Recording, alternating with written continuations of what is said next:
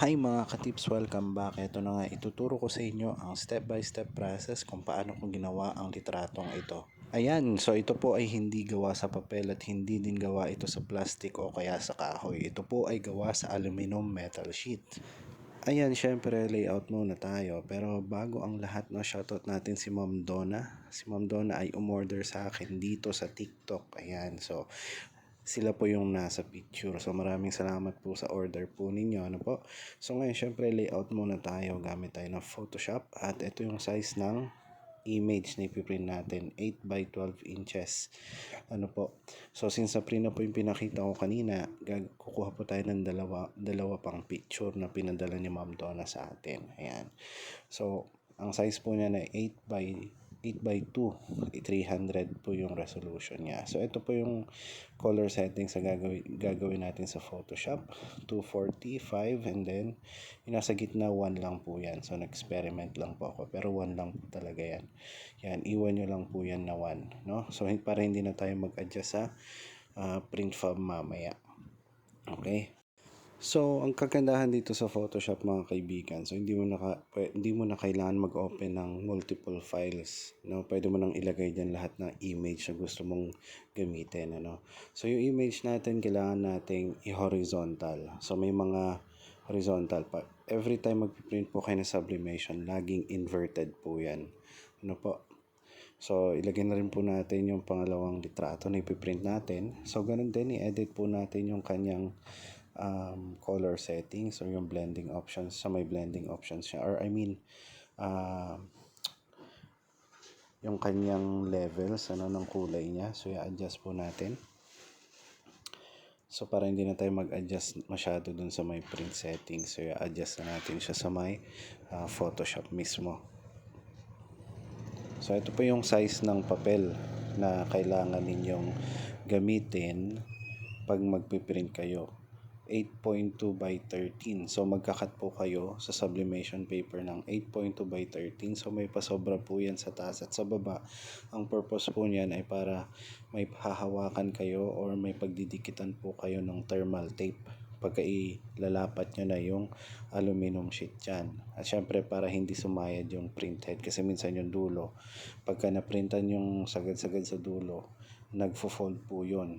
Yun po yung sumasayad sa may printhead at nakakasira po ng kulay, no? Yung tama ng printer dun sa papel. So yan na po yan. So yan po yung mga layers. So, hindi mo na kailangan mag-open ng multiple files. Ilagay mo lang din yung mga pictures. I-on and off mo lang yung layers. Yan. So, piprint na natin. Ito yung print settings natin, no? So, antabayanan lang ninyo yung tutorial ko sa may kung paano mag-install ng print fab at kung ano yung purpose kung ba't tayo nagpi-print fab, ano. So, ayan. So, print na natin yan. Ito yung print fab. Third party na software siya na ini-install na nare-recognize yung mga printers natin, no? So, yun po yung settings niya. Simple lang, yung paper size and then Epson matte heavy kasi matte yung papel natin plus 1440 dpi. So, hindi na tayo nag-adjust ng kulay doon kasi nag-adjust na tayo sa Photoshop, ano. At syempre hindi ko nabanggit itong image natin ay I think naka CMYK ito, CMYK mode. Pero parang hindi ko naman makita masyado yung difference ng RGB at saka CMYK. Siguro mag-experiment tayo next time kung ano yung pagkakaiba ng printed sa CMYK versus RGB, ano.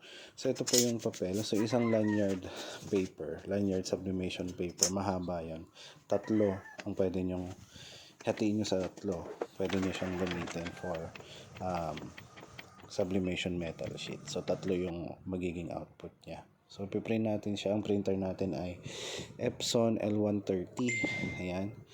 So bihira lang gumagamit nito na mostly mga Epson L121, L120. Pero ito sa akin ginagamit ko para hindi na ako gumamit ng L110 driver. No, kasi pag L121 kailangan mo gumamit ng mag-install ng L110, no. So ito na po siya. Yung metal sheet po natin wala yan sa last na tutorial ko. Meron po yung plastic film. So, kailangan nyo po yung tanggalin. Kasi pag di nyo tinanggal po yun, masisira po yung print ninyo. May plastic niya kasi masusunog yung plastic niya. So, ilalapat nyo ng ganyan. So, nakita nyo yung pasobra. Gagamit po kayo ng thermal tape. Yung pasobra, yun yung magsisilbing kakapitan ng thermal tape ninyo. Yan. So, may purpose din kasi yan para pagka nilapat nyo, straight lang yung papel, hindi siya mag-fold pagka hinit press nyo na siya. So, kailangan nyo linisan yung pag may nakita kayong lamat ng adhesive sa may metal sheet, no? Kailangan nyo siyang punasan. Okay, so ayan na siya. Lagyan lang natin ng thermal tape. And then ito yung temperature, 200 degrees Celsius, 50 seconds. Ayan. So after nyan, lalagyan na natin, nasa ibabaw po yung sublimation paper, nasa ilalim yung metal sheet. Lagyan natin Teflon. Kung wala kayong Teflon, pwedeng baking paper. Ayan. So yan na, tapos na siya. Iaangat na natin yan, mainit, gamit kayo ng gloves. So after nyan, open na natin silang dalawa, printed na. Ayan, tingnan ninyo. Very successful. So yung kulay niya maganda. Ganun din yung kulay sa may picture. Ayan. So lastly mga ka-tips, no, pagkatapos nyo na siyang mabalatan or matapos na ma-print, gamit kayo ng Joy Heavy Duty Corner Puncher. So kayang-kaya din niya na gawing round yung edges para hindi delikado. So ayan, so safe na sila Ma'am Donna dyan. So hindi sila masusugat, matutusok. So ito na yung final output natin. Yan, using sublimation sheet, So dyan hindi ko pa nako-corner puncher yung sulok niya.